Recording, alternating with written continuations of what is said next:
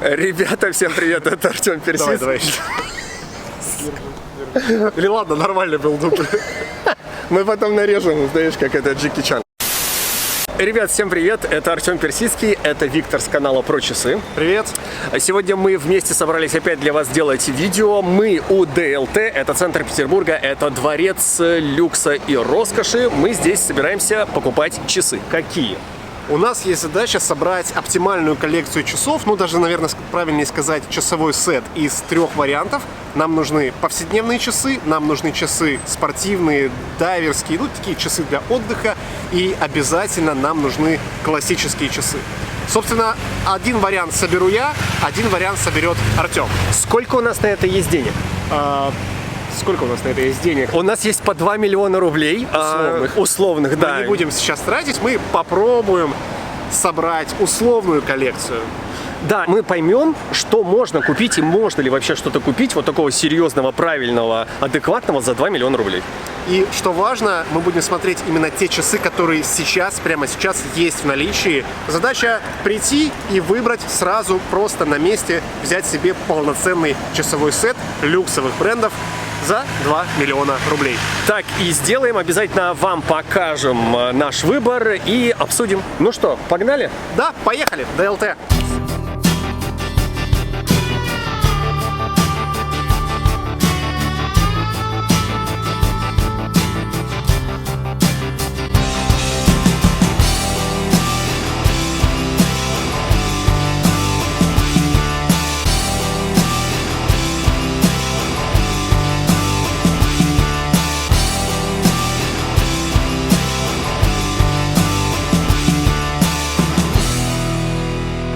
Так, Вить, собственно, мы все это посмотрели. Мы посмотрели на выбор, мы посмотрели на то, что там есть и чего там нет. Что ты скажешь про выбор вообще?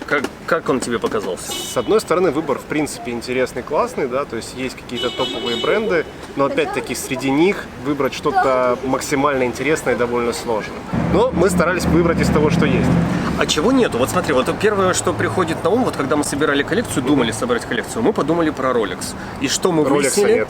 Да, мы выяснили, что Rolex нет. А Oyster Perpetual нету вообще, и я так понимаю, что долго нету.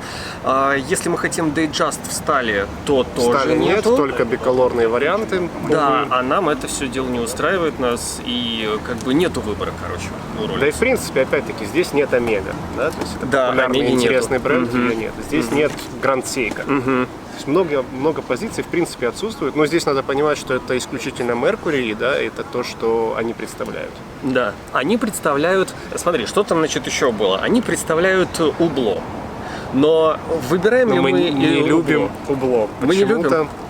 Ты любишь Hublot? Нет, не любишь Hublot. Я тоже очень сомнительно к Hublot отношусь. А как вы относитесь, кстати, к Hublot, к часам, которые продаются за 600 тысяч рублей с механизмом еда? Понятно, что доработанный, модернизированный, декорированный и так далее, но это етажка за 600 тысяч рублей? Ну, у Hublot есть своя ниша, есть любители, но это исключительно, на мой взгляд, отдельный бренд. Там, кстати, исполнение все-таки крутое. И вот качество в деталях там все-таки круто. Но, блин, это этажка за 600к. Хорошо, значит, не Rolex, не Hublot. Что там еще? Шапар, там мы не смотрим все это дело. Jaeger LeCoultre. Тоже не смотрим. Там есть Breitling. Вот почему мы с тобой не выбрали Breitling? Скажи мне, пожалуйста. Слушай, мне Breitling с одной стороны нравится, это интересные часы, но для меня они крупные. То есть у меня небольшое запястье, они мне не сидят. Я несколько раз мерил Брайтлинги, там буквально есть несколько моделей, которые более-менее, но в целом это довольно крупные часы для меня. То есть если у вас большое запястье, если вам нравится этот стиль, то они довольно громоздкие, то, скорее всего, вам эти часы подойдут. Но это не мой выбор. Я смотрел на Breitling, но пересмотрел, то есть мы сейчас вам расскажем, что мы все-таки выбрали и так далее, но я тоже не выбрал Breitling, а там еще есть мой любимый Tag Heuer. Ты любишь Tag Heuer? Обожаю вообще, просто. У тебя выходил классный ролик, где ты рассказывал. Я к Tag Heuer отношусь абсолютно нормально, но опять-таки у них часы довольно крупные, они больше такой очень спортивной направленности. Есть несколько моделей, которые мне нравятся. Ну, мне нравится Монако. Монако круто, ладно, Монако реально. Мне нравится у них переиздание винтажных часов, я даже делал про них ролик. Это интересные часы, они с такой среднее что-то между классикой и спортом. Они вполне изящны, они хорошо смотрятся. И опять-таки Tag Heuer — это известный бренд, это серьезный бренд, это не какие-то ребята, которые просто взяли в Китае, собрали часы и продают их как швейцарские. Стой, напомни мне, сколько там цена твоих 450 рублей. Дорого. Согласен. Не, они клевые, ладно, они А здесь еще был Patek Philippe. Patek Philippe мы не укладываемся в Patek Philippe. Дело в том, что... Почему? Потому что у каждого всего лишь каких-то жалких 2 миллиона рублей. Виртуальных. Виртуальных, да. И то виртуальных. И нам нужно собрать коллекцию, вот прям такую сбалансированную, максимально сбалансированную коллекцию. Да, поэтому мы берем не самые топовые бренды, но постарались взять интересные. Да. Давай начнем с классических моделей, которые мы выбрали. Костюмные часы. Они, в принципе, на мой взгляд, в коллекции быть должны, но, естественно, это часы не на каждый день. Это на офис или на какой-нибудь коктейль, на мероприятие, вечер. Да, когда вам нужно быть в костюме. У меня есть такие часы, у тебя есть? У меня есть такие часы, да. Ты бы себе купил сейчас просто как еще одни именно официальные часы? Да, я хочу себе Moonface, и как раз там я нашел себе Moonface. Это Жерар Пюрего, и мне очень понравились часы, мне очень понравился циферблат, мне понравился Moonface, мне понравилось вообще, как они смотрятся. Ну давай посмотрим, что ты выбрал. Давай посмотрим. Что мне понравилось? Значит, белый циферблат, аккуратные меточки, естественно, есть дата. Значит, Moonface, который я себе хотел, это сталь.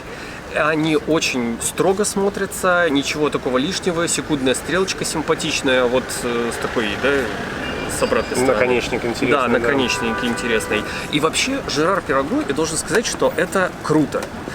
И об этом бренде вообще мало кто знает. То есть вот мне нравится, знаешь, какое сравнение? Вот у меня есть Морис Лакруа, это типа Адемар Пиге для супербедных. А Жерар Для Пюрего... супербедных это другие варианты. Ну ладно, а Жерар Пюрего это тоже как бы, это очень крутая Швейцария с огромной историей, с мануфактурными механизмами. Они за свою историю делали очень много Они за свою историю делали очень много усложнений разных, и богатый бренд, качественно очень все, и это серьезная вещь за относительно адекватную цену. Я согласен. Я даже где-то читал, что Жерар Пюрего были одними из первых, кто предложил вообще, в принципе, кварцевые часы в женских моделях. Словно, когда был этот кварцевый кризис, да, что они стали в первую очередь и делали именно женские модели с кварцевыми механизмами. У них вообще много кварца. Вот за всю их историю у них вообще много кварца. Получается, что вот этот Жерар Пюрего стоит 670 тысяч рублей. Давай отметим эту цифру. Отметим, 670 тысяч. Я уже потратил 670. Как на запястье вообще, как на руке? Вообще прям мой размер, и сели хорошо, ну и как такие часы могут не сесть? Пожалуй. А тебе понравились, как они новые? Как они смотрятся? Да, вполне, это хороший выбор. Я считаю, что это хороший выбор. Так, 700 тысяч рублей, все, я потратил. Угу. Значит, твоя классика. Моя классика. Я смотрел тоже на этот Жерар Пюрего. Так. Мне понравилось, что ты выбрал Moonface. Я тоже себе выбрал Moonface. Так. Я посмотрел на Зенит. Это, опять-таки, это безумно интересная швейцарская марка с большой историей. Они тоже делали огромное количество достижений. У них есть два своих механизма. Это El Primera и Elite. Механизмы интересные, механизмы собственные, то есть это мануфактура. И в тех часах, которые я выбрал, собственно, стоит механизм Elite. Мне понравилось то, что они максимально классические. То есть они не совсем черные. Я не часто ношу полностью черный дресс-код, да. Они вообще какие-то серые, мне Они кажется, такие серо-коричневые, то есть, в принципе, очень универсальные.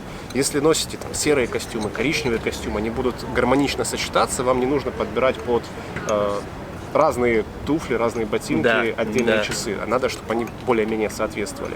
И здесь вариант, на мой взгляд, очень универсальный. Опять-таки, это сталь, маленькие меточки, маленькие стрелки и фаза Луны. Мне кажется, как раз фаза Луны — это усложнение, которое, наверное, единственное усложнение, которое достойно быть именно в Dress Watch. Может быть, дата, но вот фазу Луны они так слегка подчеркивают, что это не просто классика, да, это с какой-то изюминкой, все-таки что-то в них есть. Есть такое очень, раз мы говорим dress watch на английском, то есть еще на английском такое выражение dress up. То есть вот когда, ну это еще больше классики добавляется, да, то есть когда усложнение... Как black tie, да, что-то в этом духе? Ну да, то есть это прям вообще, ну dress up. Как перевести? Одежда выше. Не, на самом деле вариант очень крутой, и действительно он смотрится, и тебе вот на тебе сидят хорошо. И сколько они у нас стоят? И стоят они у нас 632. 632. Ну, это, в принципе, очень похоже на той сумме, Да, которую да, ты да, приобрел. То да. есть, в принципе, часы в одной ценовой категории. Мне единственное, что смутило, довольно короткий ремешок. Я думаю, ты заметил, да? То есть на руке, если запястье больше, они, наверное, не сядут. Мне отлично, это мой размер, я доволен. Такие часы, пожалуй, я бы взял как классический вариант. Я лично одобряю, а вы вообще нормально. Нет, Зенит это круто. И, кстати, между прочим, Зенит тоже наш человек не очень недооценивает. Спроси там у кого-нибудь, Адемар Пиге или Зенит? Все скажут, что Адемар Пиге. Хотя... Знаешь, Зенит мне это кажется, что многие думают, что это наш бренд. Что это, в принципе, российские часы. Из-за команды «Зенит». Нет, не из-за команды. Но, во-первых, это слово очень, российское слово, Ну, да, скажем наверное. так. То есть на русском языке звучит. И я думаю, что, может быть, даже когда-то в какой-то маркетинговой стратегии они это, может быть, использовали. На русский рынок, думаешь, ориентировались? Может быть, может быть. Я не уверен, я не знаю. Если вы знаете что-то об этом, напишите в комментариях, мы почитаем. Ну, на самом деле, это чистая Швейцария, это чистая мануфактура и ничего общего вообще Кстати, ты знаешь, что они были практически первые, кто построил в Швейцарии именно мануфактуру. То есть не просто часовщики собирали у себя часы, а именно сделали по американскому типу, чтобы все детали максимально соответствовали, были максимально взаимозаменяемы. То есть, что один человек делает мосты, другой человек делает анкерные колеса. Мануфактура, да. И они все будут абсолютно взаимозаменяться. То есть, вот это было у «Зенита», наверное, отправной точкой, что сделало эту марку крутой. Абсолютно. Кстати говоря, что «Зенит», что Жерар Пираго, это из одного города, из Лилокль. Да. Это они Швейцария, соседи вообще. Нейшатель, Да. Лилокль. Но это колыбель часового искусства. Отдельно можно рассказать об этом, я думаю, в другом ролике, в принципе, про то, где, в каких регионах часы рождаются, почему именно в этих регионах. Но мы подумаем, если интересно, напишите в комментарии, мы обсудим. Уй. Хорошо, что дальше? Давай спорт. Спортдайвер. Давай спортдайвер. Хорошо. Спортдайвер. Значит, что мы выбрали? С чего Что ты начнем? смотрел вообще? Я естественно, не смотрел Tag Heuer, я смотрел либо Breitling, либо Ulysse Nardin. И все-таки мне понравилась очень моделька от Ulysse Nardin. Своей простотой, я вам честно скажу. Плюс мне очень нравится комбинация синий-оранжевый, а там как раз синие часы с оранжевой прострочкой интересные. И там... Круто смотрится. Да, вот этот цвет вообще синий-оранжевый, синий-желтый, синий-оранжевый, вот эта комбинация мне вообще всегда очень нравится. И часы реально, они титановые, они лимитированы или нет? Не уверен. По-моему, вот именно эти лимитированы, но мы не уверены. Но здесь лимит не настолько, наверное, имеет значение. Да, не имеет. Просто они мне понравились. Вот я их увидел, они мне понравились. Вот как мы все покупаем часы. И поэтому я себе выбрал вот именно эти Ulysse Nardin. Это титан и керамика. Это, значит, естественно, их мануфактурный механизм. Это 538 тысяч рублей. На самом деле я ожидал, что они дороже. Почему-то, у меня, по крайней мере, есть такое впечатление. Я знаю, что у многих есть, что Ulysse это очень дорогая марка. И прям вот топ-топ. Не замечал такого отношения? Это, кстати, столько же, сколько и Rolex Oyster Perpetual. Вот если перед тобой Ulysse и Rolex Oyster Perpetual, ты что выбираешь? Цена смотря для чего, я не для знаю. того же самого, не знаю. Вот просто перед тобой 2 часа ты должен Я, наверное, выбрать. выберу Ulysse, потому что это более редкая модель. То есть с Rolex, Rolex и Rolex. А Блин, а Ulysse- я, наверное, выберу Rolex, но просто его здесь нету. Я бы, наверное, больше выбрал Oyster Perpetual за такие деньги. Но это классика больше. Это повседнев, а мы же берем сейчас с тобой спорт. Ладно. На спорт, яхте в каких ладно. часах ты бы плавал? На Ulysse Nardin, конечно. Точно. Ты выиграл, хорошо. В общем, мне понравились часики, и я себе их выбираю. И еще у меня даже по бюджету там что-то остается, но посмотрим. Что-то остается. Да, что-то остается. Сколько уже потрачено, Значит, мы не считали. Да, я напишу обязательно, сколько потрачено. У меня потрачено 669 и 538. Удобно. Так, что выбрал дальше я в спортивном стиле? Интересно? Вообще, я жду не дождусь. Что там? Слушай, я бы на самом деле посмотрел на Rolex, на Submariner. Его, естественно, в наличии нет. И если вы хотите купить эти часы, вот даже не мечтайте просто так прийти в магазин и приобрести. Может быть, где-то в Европе в каком-то магазине. И если вдруг у вас будет возможность купить их просто по прайсу, по цене магазина, берите кредит, покупайте, вы перепродадите их через 15 минут в 2 раза дороже. Не, потом идите в казино, потому что вам уже повезло, у вас сегодня удачный день, и как бы, да. А если не смотреть на Rolex, очень популярным становится бренд Tudor. Да, есть такое дело. Удивительная история, на самом деле, бренд это не новый, бренд существовал очень давно. Основатель этого бренда тот же человек, который основал Rolex. То есть этот бренд, он шел постоянно параллельно, но был немножко меньше. То есть основную всю маркетинговую стратегию, все основные достижения вкладывали в Rolex. Tudor развивался как, просто еще одни часы мы тоже делаем. Не так давно они за это взялись более активно, они стали продвигать этот бренд, и Tudor стал сейчас... У нас все-таки это считается Rolex для бедных, почему-то наши люди так думают. В принципе, в мире, в Европе, опять-таки, это абсолютно самостоятельный новый бренд часов. Не новый, опять-таки, а новый игрок на часовом рынке. То есть это можно рассматривать как конкурент Rolex, в принципе. Потому что у них достойные механизмы, у них достойное качество исполнения. То есть визуально они очень похожи, наверное. При этом Tudor дает гораздо больше вариантов по цветам, по сочетаниям. Tudor, опять-таки, вы можете прийти в магазин, и вы можете их купить. Вот это, кстати, конкурентоспособность, да, такая, потому что вы можете реально купить Tudor. Rolex если вам нравится, вы купить. пришли, выбрали, пускай не в первом попавшемся магазине, но, в принципе, вы можете найти, где они есть в наличии вот здесь и сейчас. Я мерил несколько моделей Tudor, но скажу, что далеко не все, оказывается, мне подходят. Почему? Они довольно толстые. Да, это вообще проблема, я согласен, они смотрятся, у меня есть такое любимое слово, несуразно. Несуразно. Нету пропорциональности вот этой. Мне нравилась модель Black Bay, я долго на них смотрел, я в итоге пришел в магазин их померить и вообще... Блин, тоже сам, вот просто вот... Я тоже согласен. много смотрел и отзывов, и пишут люди, что да, они такие крутые, они такие классные, но одеваешь их на руку, понимаешь, что это не то. В итоге Tudor я все-таки выбрал сейчас. Я выбрал спортивную модель. Это Tudor Heritage Chrono. Часы интересные. Это хронограф. Мне, в принципе, нравится хронограф. Мне очень нравится сочетание синего с белым. И данная версия еще на тканевом ремешке. Я, небольшой фанат тканевых ремешков, но здесь, мне кажется, смотрится прям максимально подходяще. То есть они как-то в целом играют очень круто. Но, в принципе, можно выбрать и в стали. Но что я поражен, я вообще удивился, а потом не удивился, что ты выбрал эти часы, потому что они точь-в-точь, как твои вот эти полет океан. Просто да, тебе, я так понимаю, тебе похожи. нравится этот вот такой дизайн циферблата или что? Вот в чем прикол? Почему ты выбрал себе точь-в-точь, практически такой же? Наверное, потому что мне нравится, да. То есть такие часы у меня должны быть. Определенно, в любом сете, в любой коллекции, которую бы я себе не собрал, у меня должны быть подобные часы. То есть, если сейчас я ношу океан, а мы условно выбираем часы за 2 миллиона рублей только топовых брендов, то я беру Tudor, который очень напоминает внешне. Ты уже знаешь, когда ты их носишь, под да, какие абсолютно. Это спортивные моменты. часы, Да. больше летние часы, больше часы для каких-то прогулок, под светлый стиль одежды, да, очень подходят. И, кстати, ты заметил, что здесь тоже синий-оранжевый? Вот Синий-оранжевый?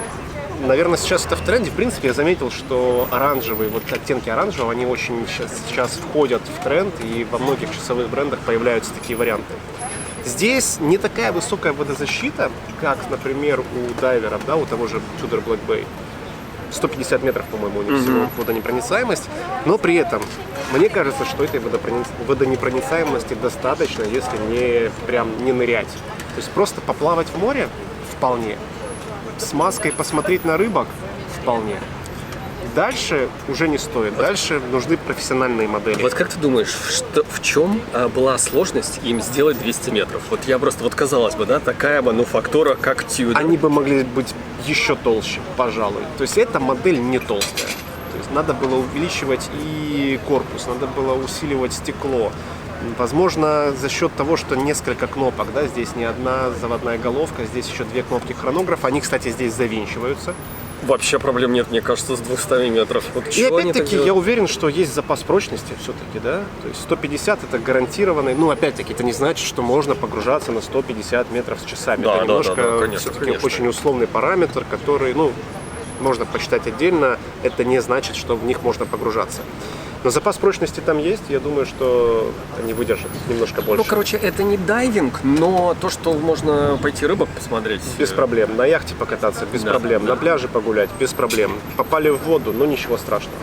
Для дайвинга можно взять Восток амфибию и без проблем плавать. Да, и не бояться ударить их о кораллы. Внешний вид мне понравился, как на руке сидят. Мне кажется, классно. То есть вот это часы на лето, это часы такие для летних прогулок, для легких Нет, смотрится солнечных круто, дней. смотрится круто. Я абсолютно согласен. Опять-таки, собственный механизм, хронограф, Tudor сейчас делает свои механизмы. Внешне, ну, блин, все отлично, здесь не должно быть никаких проблем, мне кажется. Вообще цене? отличный выбор. И по цене, ребят, цена-то вообще очень... Какая цена? Какая цена? Привлекательная, потому Давайте посмотрим, сколько они стоят. Давайте, они стоят 320к. 320 тысяч рублей. Мне кажется, что это очень, очень достойно. То есть ты еще миллиона вообще не потратил? Я еще не потратил, я сейчас могу взять часы за лям. Даже больше. Ладно, да? я скажу, что я уже взял, но я немножко все-таки сэкономил. Мне осталось еще как раз там несколько тысяч рублей. Я куплю себе Восток амфибию для того, чтобы нырять. Вот. И еще ты можешь себе, наверное, какой-то тур купить, и ты уедешь с этими часами. И поеду на яхту, да. Хорошо, вообще отличный выбор. Теперь нам нужно выбрать часы, которые повседневные, casual, которые вот прям everyday watch. Такие должны быть, наверное, у каждого. Первые часы в сете, самые популярные, самые необходимые. Возможно, вот как раз из тех моделей, которые мы выбрали сейчас для спорта, их можно расценивать в качестве everyday, Да, но все-таки... под джинсы можно, действительно, с твоим Tudor, пожалуйста. Да, но все-таки не всегда. Все-таки вот... Ну, Tudor больше на лето, да, зимой, ну, как-то не так. Там, с пуховиком, да, ты эти часы будешь носить очень, ну, несуразно. Твоя модель, опять-таки, Улис Нордан, ну, тоже это летние часы, это для прогулок, это не в дождливую осеннюю погоду. Да. Everyday carry, они должны быть все-таки более утилитарными. Что мы выбрали? А мы выбрали... Вот я на секундочку забегу вперед, и я скажу, что мы выбрали одну и ту же марку. Одну и ту же марку. И это опять, вот я не знаю, наверное, 100% они все сейчас удивлены, почему мы выбираем Girard Perregaux. Нет, но действительно, вам может показаться, что это очень странно, почему мы из такого вообще большого выбора выбираем вот такой бренд, и это обосновано. Мы прям вот посоветовались и прикинули, и подумали, посовещались, и поняли, что из предоставленных брендов, из вот этого выбора, который там есть, это самый адекватный вариант, чтобы нам еще в бюджет уложиться. Поэтому мы выбираем Girard Perregaux, я выбираю на браслете. Это моделька Laurette, интегрированный браслет, белый корпус, сталь, естественно, очень похожа на мои Maurice Lacroix. И тут такая же самая история. Я знаю, когда их ношу, я знаю, для чего они мне нужны, и я понимаю, что вот эти Girard Perregaux, они прям вот, ну, идеально На каждый день. На каждый день. Вот они, я просто понимаю, что я их носил бы и прям вот и сносу нет, знаешь, как говорится. Мне очень понравились эти часы. Я вообще... Это тебя не смущает белый циферблат? Нет.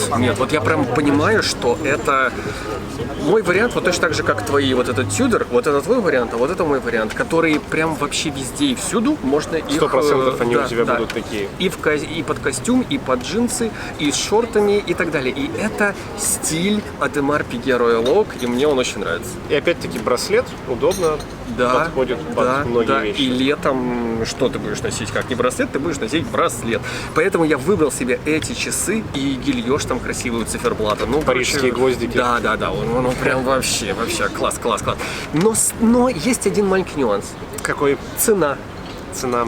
Значит, цена этих часов у нас, сейчас скажу, 862 тысячи рублей. То есть давай сколько тебе считать. не хватает? Да, давай считать. Значит, сколько мне не 669. Так, сейчас, секундочку. 669 плюс 538, 538 плюс 862, 862, 69 тысяч рублей. Но Как раз то, что я сэкономил, да? Но я могу продать какие-то свои часы. Но я перебрал, ребят, я перебрал 69 тысяч рублей. Придется продать какие-то свои часы. Там, не знаю, придется не поехать в отпуск, там, я не знаю. Но 2 миллиона 69 тысяч рублей. Главное не брать быстрый займ на часы, если вы покупаете такие модели, но это как бы 100% абсолютно нет. Да. Поэтому вот это мой выбор. Вот это мой выбор.